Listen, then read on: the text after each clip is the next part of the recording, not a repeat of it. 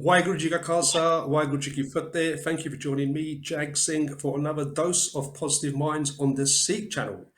Positive Minds is a program which I like to bring on inspirational and informative individuals who give us advice and tips on how we can better our lives and the people around us. After the show, you can download my book, Unbreakable. It's my ebook on Amazon. Unbreakable was a story about the tough times I faced during my childhood in East London during the 1970s and how I got from there to here. Like I said, that's Unbreakable, available on as an ebook on Amazon. Also, after the show, you can subscribe to my YouTube channel, Jag Sing I Can, and you can catch up on some of the previous episodes of Positive Minds and see the amazing guests I've interviewed on this show. Now, today's show is about there's once a girl, she's about 7 years old, and she started writing stories and old illustrations, and she had a dream of being a publisher one day and publish her own magazine. So today, I'd like to thank Lulu Skantze for joining me on Positive Minds today. Lulu, thank you so much for joining me today. Hello, Jack. Thank you for having me. Thank you. So, Lulu, tell me about your amazing magazine. So we are a children's story magazine, which is all about beautiful stories, illustrations, and those inspirational stories that when you are a child you listen and you were told or you read them, and then when you grow up you always remember them. That's what it is about. It's about reading for fun and being inspired by beautiful stories. We are Brilliant. a 52-page magazine created in the UK, but we are sold all over the world. Thank you. You and another colleague, right, came up with this idea for the magazine. Is that right? Yes, so my co-founder Leslie Kofop and I, we have worked together many years ago. We know each other for over 20 years, working in different magazines in different publishers around the UK, and we actually worked with publishers from France and Italy as well. And we always had a dream of getting together and starting our own business. And then when we finally managed to do so, we realized there was a gap in the market for this type of product for children. And we remembered from our own childhood how nice it was to how much we loved the stories and how life changing they were. So we created Storytime in 2014. So it started off with an idea, and that's what the show's about, Lulu. It's about creativity, finding something and making something out of nothing. And that's exactly what your friend and you did. I understand you both had media background and you Yeah. combined your experience and came up with this idea. And I love that. That's brilliant. Yeah, it's quite. I think it's a combination of having an idea and doing the right planning for it to happen. So we worked for a few years building up the resources to be able to launch it, but we had the right experience and we had the right background. So it's always a combination of a dream and a lot of work. And I think you hit the nail on the head there, Lulu. Preparation is the key. I mean, just diving into something sometimes doesn't work out so well. Preparation is the key. Oh, some people over prepare, but I think Yeah. it's great that you both had the experience and you combined that and you came with the idea of Storytime Magazine. So that's brilliant. That's excellent. Yeah, there is that little moment where you have to be prepared enough, but you have to take a chance because you're never going to be completely ready. You're never going to have all the answers, but it is finding that moment where you take the leap. The leap of faith. You go forward Yes, and you take the leap of indeed. faith and you That see how was it goes. And if you fail, you fail. We don't always, we're not always going to be successful in what we do, and we have to accept that. But you have to try, and you combine, you brainwave, you brainstormed together, and you came up with great ideas. indeed. And Leslie is also very good planner. He's very good in visualizing different scenarios. So we had a lot of planning involved, seeing all the different case scenarios we could encounter, and you have to be flexible to know that things might not go exactly as you were planning, but then you can adjust your sails and make the changes and keep going. But that vision and that resilience are a big part of making a business work. And tell me about your educational path to get the experience, the media background. Where did it all start? Where did the educational background start, please? I had a degree in media and advertising back in Brazil. I'm half Brazilian, half Italian. I grew up in Brazil and I did my first degree there. And then I started working very soon after, and I went to Germany and worked there for a while. And then I decided to come to the UK to do an MA in communication design at St. Martin's, which was quite a renowned college for design and visual arts and communication, because I always liked working with that type of media. And once I got here and finished my degree, I got a job in publishing, and I sort of never looked back. And I publishing had, always liked writing, and I always liked designing, and in a way, publishing, I found very quickly it was my true calling. Somehow, I really found myself into the printed media. I really enjoyed putting the two things together, and yeah. So this is now over 22 years ago, but yeah.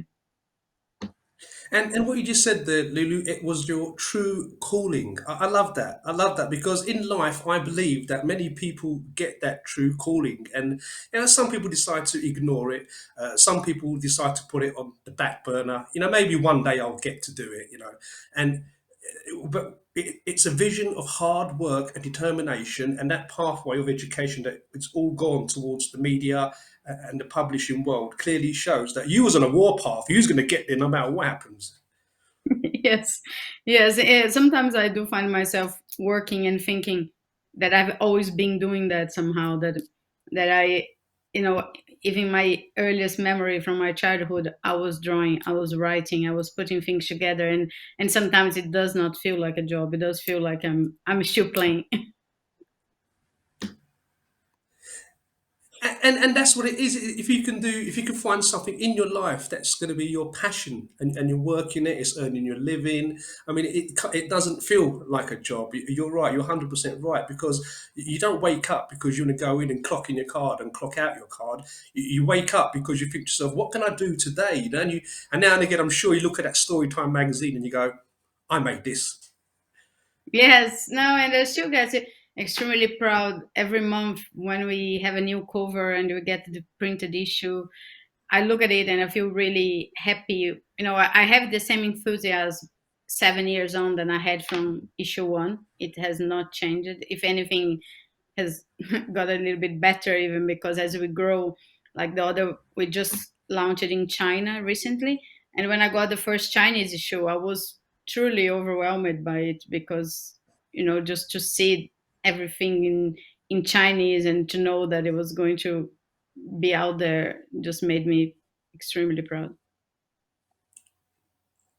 And what you said there, it's just not about looking. It's not just about creating your dreams, like your magazine. It's just not just about that. Looking at your magazine and say, "I created this." We can also do this other areas of our life as well. We can have a happy family. We can have happy children. We can make a happy relationship, and we can stand back and say, I made this. Someone can write that book that's taken them years to write, and when it finally gets published, it's that feeling of achievement that, as humanity, is important to us. I think everything that you put your heart on and you really do it from your heart, you will succeed. I think that is how we operate. I think a lot of times we think that we don't have control and things happen to us. I don't believe anything happened to us. I think we are the agent. We choose how to change things and how to make them happen. But I agree completely with you. I don't think there is a formula of happiness. I don't think the job is the happiness, or the house is. It's whatever you wanted it to be, because yeah, as you said, your family, your relationship, the simplest things you do can bring that amount of joy. And if you feel that you have done your best, you will be happy at what you achieve.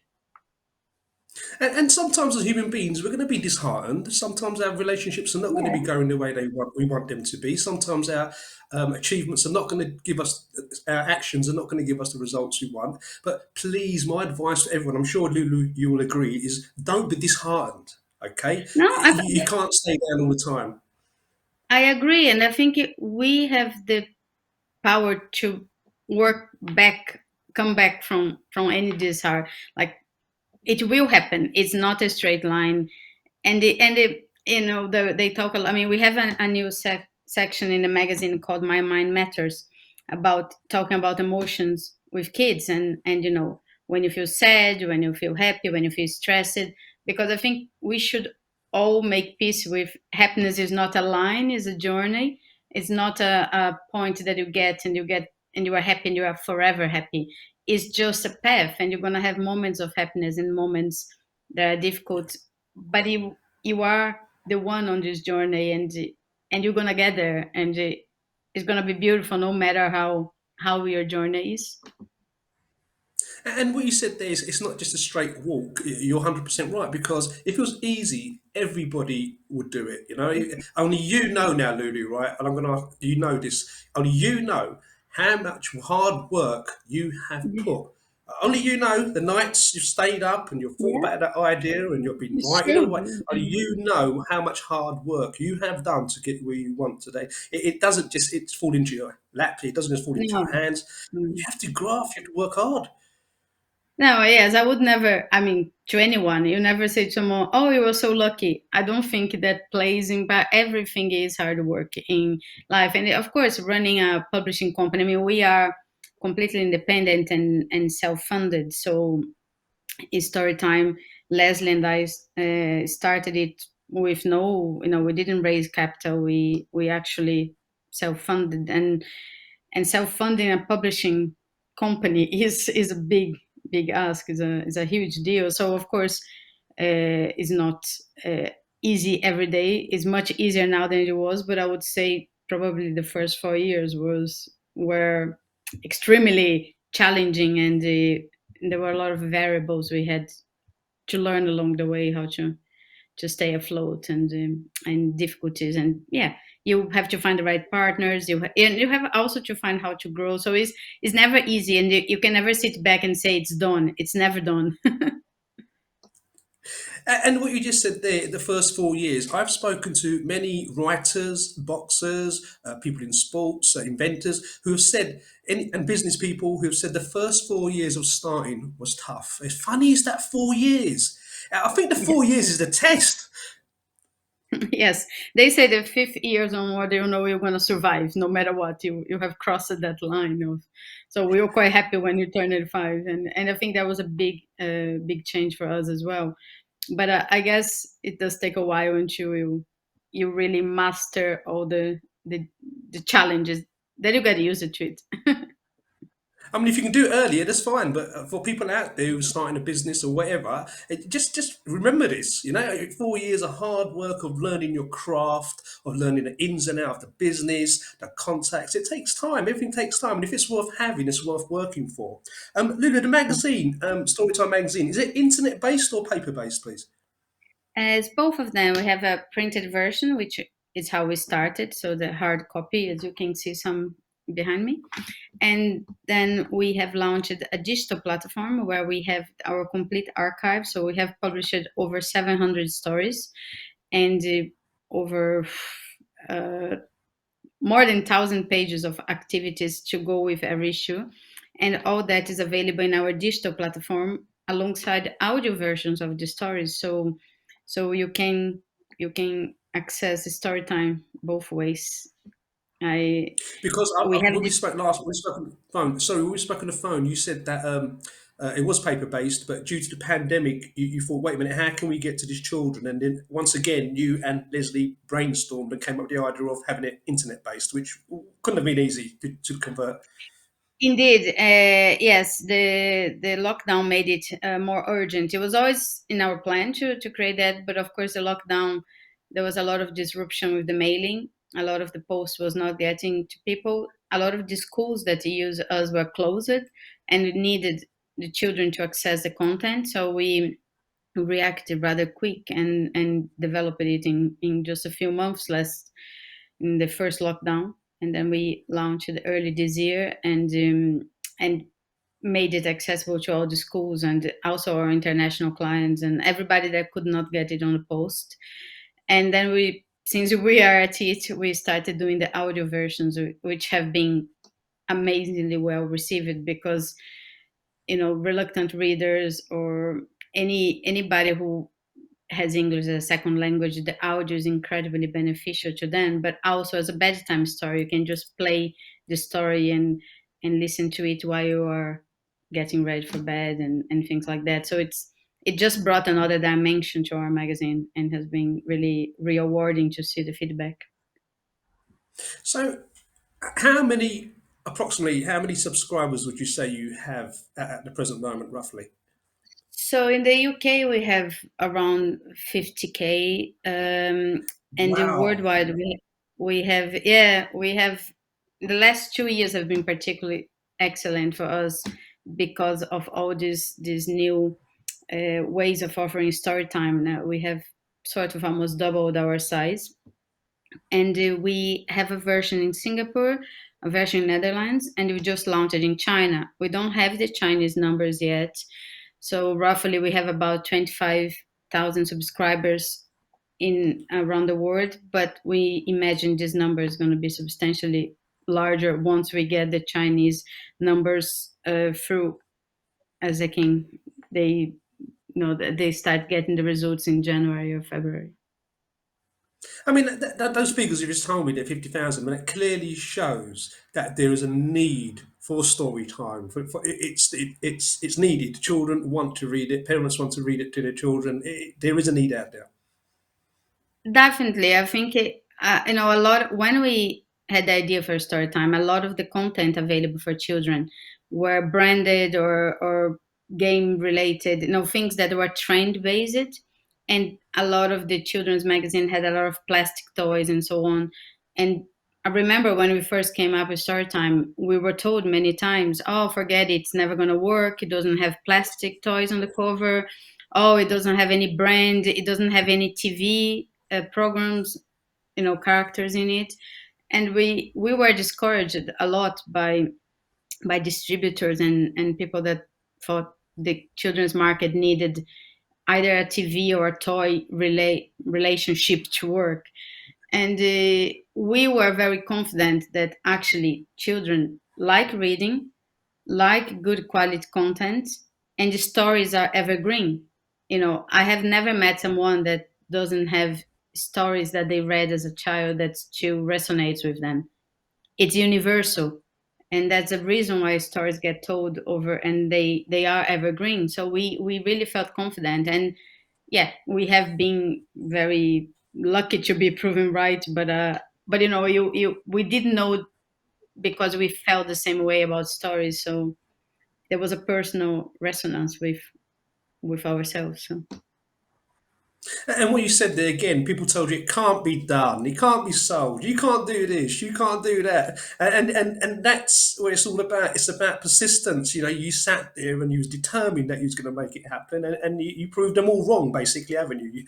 By creating what you have created with 50,000 subscribers, you can't go wrong. You've done the right thing.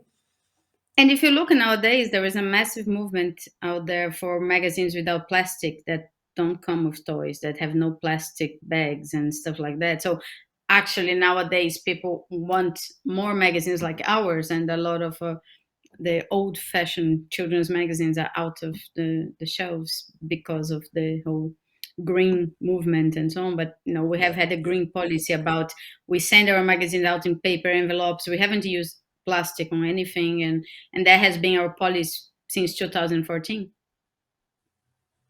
And Lulu, and also understand you've created, again, you and Leslie have sat down, you've created an amazing marketing team that actually focus on going to schools and working with schools together.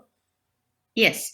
So when we launched, our primary market were parents and children, and that's still big part of our subscribers.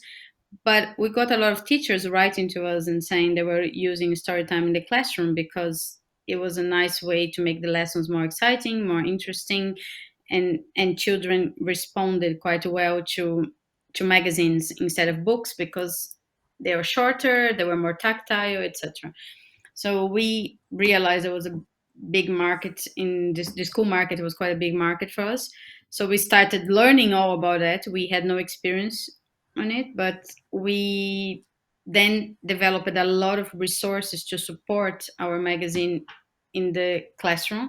So we create lesson ideas, glossaries, comprehension exercise. So every month we have a huge amount of content that helps the teachers and the schools to apply our stories in the classroom and take it further, help the children to learn from the stories as well.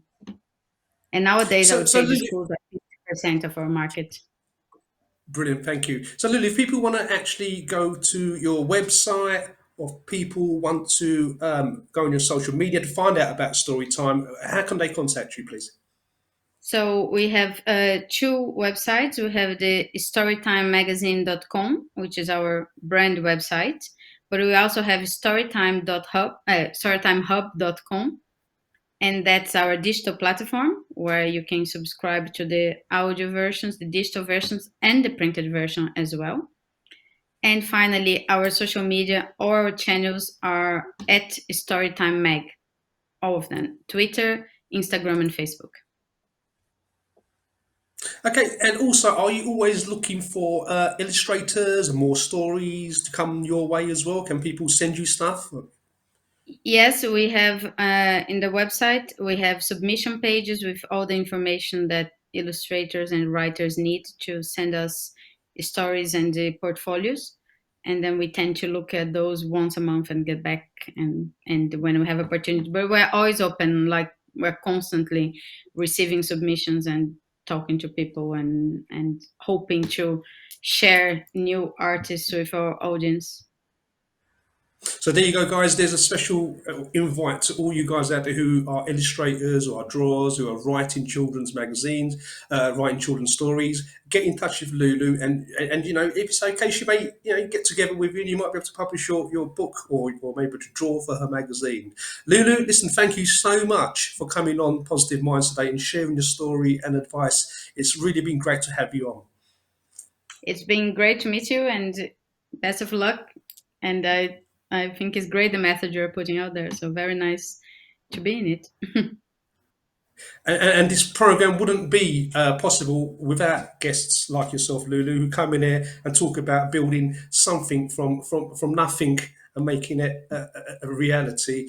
And may you go from strength to strength. And I'm sure I'll have you back on the program again to speak about where you're going with your Storytime magazine.